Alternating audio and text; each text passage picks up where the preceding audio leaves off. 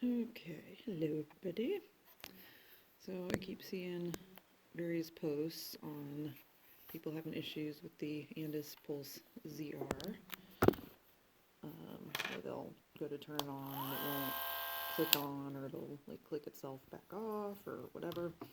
And it's actually really easy to fix, but for some reason there's no videos on how to fix it. So it's generally a problem with the circuit board. So you will have to purchase one, usually like 15 bucks, and I will provide a link, and you will need a, it'll focus, maybe a little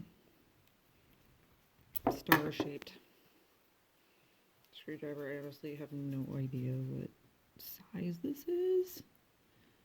I don't know if that helps anybody. I don't know. I just know I have one of these things, so I have all sorts of shapes and sizes. So got it at Home Depot. It was awesome. It's a ratcheting screwdriver. Anyway, so this isn't gonna be, can't really zoom out, I don't think. So I apologize. See how this works. So first you'll have to remove the housing. It's pretty straightforward. They're just 4 screws.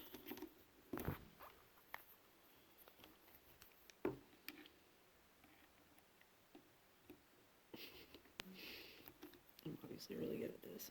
This is why I don't usually make videos, but I couldn't find anything, so everybody seems to have this problem a lot.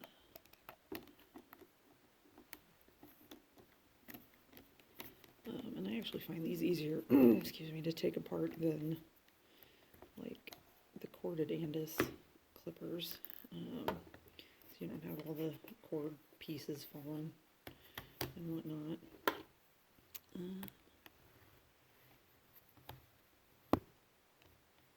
ended up knocking my phone around here.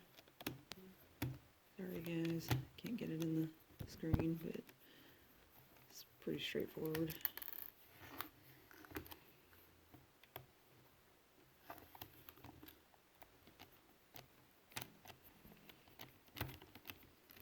I haven't done this in a while, so I might forget some steps and have to go back, so I apologize. I'm a little scatterbrained in my process sometimes.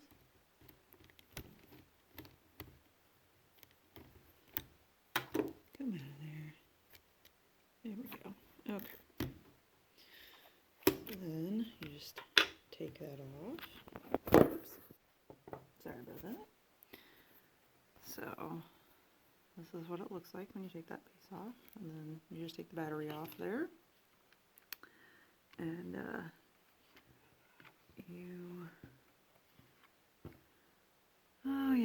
you gotta remove the hinge and whatnot assembly as well, but you'll need to take this little screw out and the hinge assembly off. So I'm going to do that real quick. Okay, just kidding. You don't have to take the hinge assembly off. You just have to take that screw out and then take your little piece off there. And oh my gosh, that is hairy, because I haven't done this in a while. And this is my kitchen table, so hopefully my husband doesn't get mad, because it's a lot of hair. Okay, so then this piece just kind of pops off. See? Super easy. Alright. So then you've got your circuit board. And it doesn't plug in with any wires or anything, which actually makes this a lot easier. If you're trying to change the circuit board, just swap it with another one, but one, oh come on, get in focus. It's not going to focus. There we go. So one thing you can do, the problem that causes the issue is the little switch right there. And you can actually, it's hard to show with the camera. You can actually get, God, that is hairy. If you get a teeny tiny, like a little piece of paper and just kind of fold it up and put it between that little white button and this metal switch, basically what happens is this metal switch gets loose and it won't push the button in when you try to switch on your clippers. See how that works? So if you put a little piece of paper right in between those, it'll actually allow that switch to go all the way down, and it'll just be a quick fix. It doesn't last forever, obviously. But anyway, to switch out the circuit board, all you have to do is take out these screws here. There's 3 of them. So I'm going to do that real fast. Okay, so once you get those screws out, you'll have to pop this piece off, which is a little bit easier if you kind of use something to lever it out. Just be really gentle. Oops, and there it goes. It's fine. As long as you don't like bend it or anything. But that's what it looks like. It's really easy to just pop out of there. And then you would take your new one and just pop it back in its place and put the screws in. But you can kind of see what I was talking about a little bit better. I'll focus maybe with this switch here.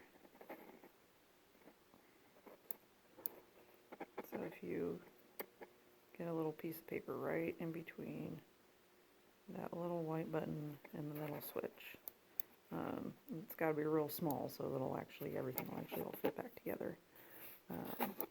Yeah, then you just take your new one, slide it all back in together, and then these kind of, little clampy doodads, very technical term. You just push it down securely in there. If you're not doing it one-handed, it's a lot easier.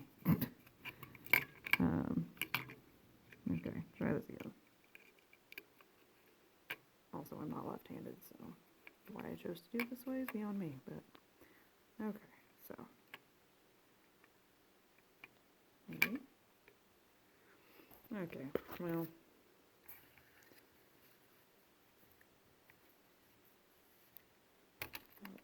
There we go, okay. Just push that down, and we'll just take your little screws and put them back in.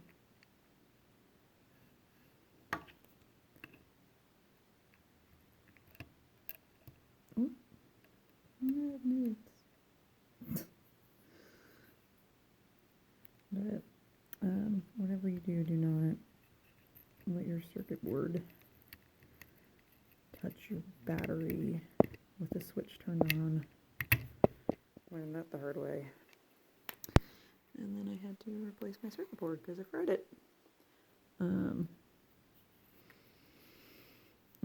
not super savvy on this stuff. Oh, by the way, this probably voids your warranty, so I wouldn't, try it unless your clippers are out of warranty or you're like me and you just like to mess around with things. Or you don't like sending things in because that involves waiting and I'm impatient. So anyway, yeah, you get your screws put back in, put the whole thing back together, super easy. So hopefully that helps. Sorry it was not the best quality.